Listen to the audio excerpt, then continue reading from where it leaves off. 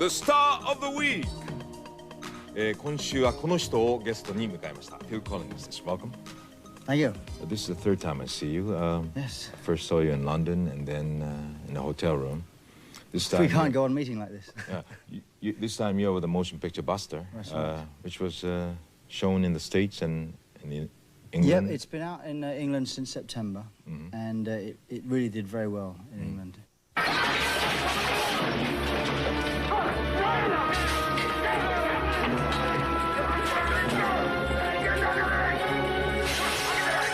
Half a dozen stamps and 2 premium bonds, please. You ready, Phil? Well, I'm born ready. Michael? Oh, yes, all right. Read.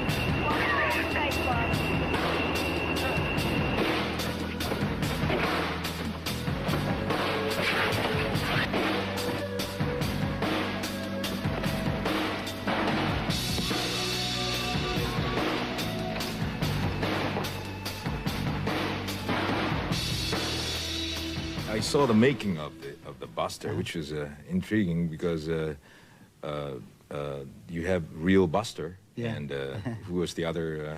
That's right. That's something. I mean, when you saw him, how did you feel? Did you feel you were copying him, or did you? No, I first of all, I mean, I grew up in the '60s, and I knew all about the train robbery, and it's always held a fascination for me. Anyway, so when the film came along. I was looking for a vehicle, you know, to sort of a film that I could act in and a good script. And I thought, this is real. It's a real character. I know the thing. 60s, it'd be great. So I then read the script, obviously, many times and committed myself to doing it without having met Buster. And then on the last night of the Genesis tour in London, he came along to see the show. And we met. Now, I only had an impression of what I'd read in the script from him. And he came along, and he was very much like he was in the script to me. He was very boisterous, very outgoing, very lovable bloke. And we got on very, very well, and we were very good friends. When you're on about business, it's fear, excitement, everything rolled into one, and not in a deep stomach, and a beautiful, fantastic feeling. And you go with this feeling. You go with a feeling that you're going to get away with it. No one expects to get captured because you wouldn't be a thief if you thought you could get captured.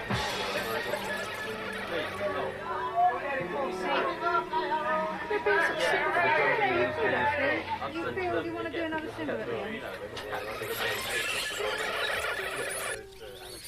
It just feels musically that yes, as a bit it works like that. Yes, okay, and then, fine. We'll try it anyway. It doesn't work. We have to do it again, all again. Kind of drift out a bit again. And the blisters are starting to come. So you put the music when you finish shooting. Yeah. And when they have edited. Well, during the course of the film, I'd spoken to Lamont Dozier, and I said, listen, this is the kind of songs we want. You write the songs. You know, it's up to you. Feel the pressure back against the wall. Love is gaining on you.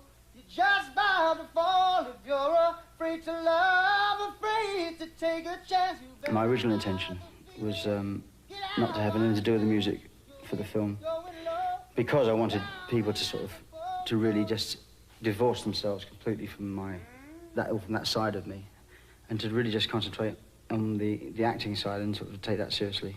But the way it turned out, because of my commitment in that area, I got Lamont Dozier, who wrote all the Four Tops and Supreme stuff in the 60s. He was a friend of mine, and so I asked him if he would write some songs. He came down to Acapulco with 3 or 4 songs that he'd written. The one that I liked the most, in fact, didn't have words. And so that weekend, I wrote some words, thinking, well, I'll write the words, and then we'll get somebody else to sing it. And I thought, no, hang on, maybe it's better if I sing it. But it would have it at the end of the film, because that way they'd have seen the whole film with me acting before. So I kind of justified it that way. You can hear the voices leading through those warm, lonely nights. Memories are lost and found, bleeding broken hearts all over town, all over town. Yeah, going low, down and Acapulco. You stay too long. Going low, down.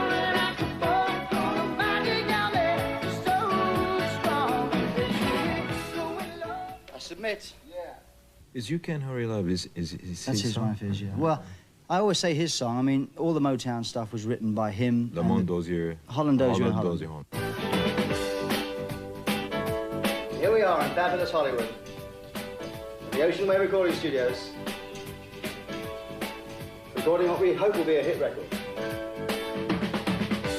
Well, there's no easy way to understand it, but there's so much of my life in her, and it's like I planned it, and it teaches you to never let go.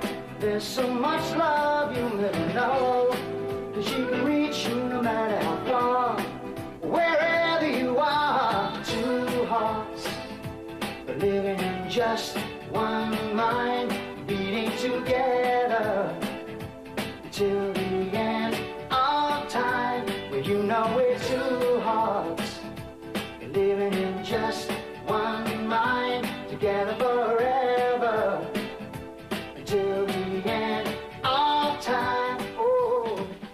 Phil was wonderful. I mean, he's not a rock star trying to be an actor. I mean, he's an actor. You know, and he's got all the instincts of a good actor. I mean, he's great, I think. He's such a nice bloke.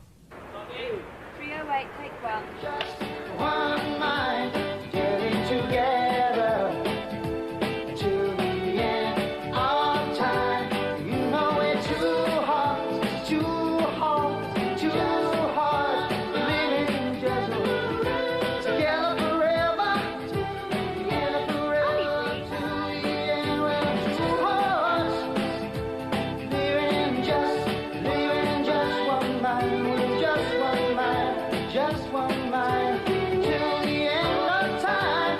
You know we're two hearts, living just one mind, living forever till the end of time. Yeah, I got to think about the ad living at the end. Okay? Okay? Okay?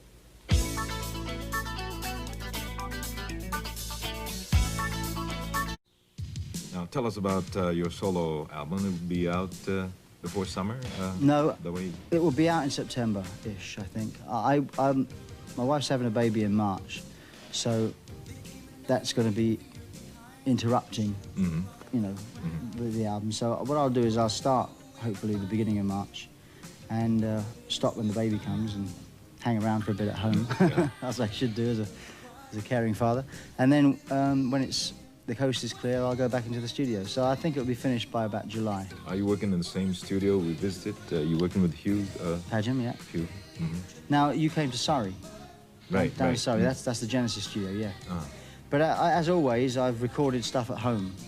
And if... Yeah, that's right. You know, and then I take it into the studio, and if I can use the stuff I've already done, Yeah, the demos, then I use it. Yeah, Hugh was telling about One More Night. You know, Yeah. they couldn't put it in the 24 tracks, so they That's used right. the demo, right? Originally, all my demos were supposed to have a code on the tape so that we could sync it up and put things back in if we wanted to get it better. But I'd recorded the code wrong, so we couldn't do that. So we were stuck. Either either re-record it, but everything was on tape, so I kind of thought, well, this is okay, there's no reason to change it. So One More Night, the song, all the instruments, I did at home, and it was my demo, yeah. It's moments like that when the record goes to #1 in America, and you think, if only they knew just how... I've been trying for so long to let you know how I feel. And if I stumble, if I fall, just help me back so I can make you see. Please give me one more night. Give me one more night. One more night. 'Cause I can't live forever. Some teenage, young ones, you know, they don't know you're a drummer. No. They started... A week ago, I just finished 9 shows with Eric Clapton's band, where I am sort of a 4th member of the group. And it's a group we put together every now and again. and then we disband, and then he goes off on the road with another lot of, like he came here with Elton John and Mark Knopfler, and then he puts the other band back together. People are very surprised. They don't, as you say, some people don't know I'm a drummer, and other people forget. And even my manager, he came to see the show, and he told me afterwards, he says, you know, halfway through the show, I thought, God, I forgot that you were a good drummer, you know? Because really, that's what I do, you know? I'm, as a singer, I'm a good drummer. And as a writer, I'm a good drummer. And probably as an actor, I'm a good drummer. But that's really what I do. That's what started me off. And it's great to play with someone like Clapton. Just play the drums. I mean, my hands take a bit of a beating because I don't play a lot, so I get blisters very easily. But I do love to play.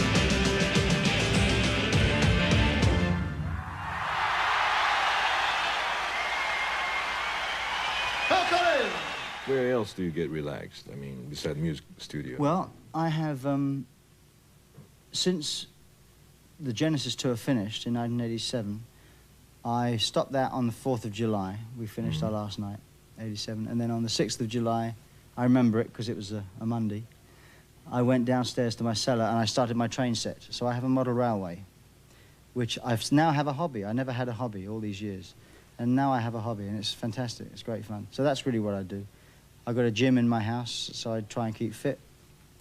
You know, myself and my wife, we collect lots of different things, and which gives us something to do when we're on the road. We go out to flea markets and things like that. But I'm not quite as busy as everyone thinks. Yeah. But probably busy the most.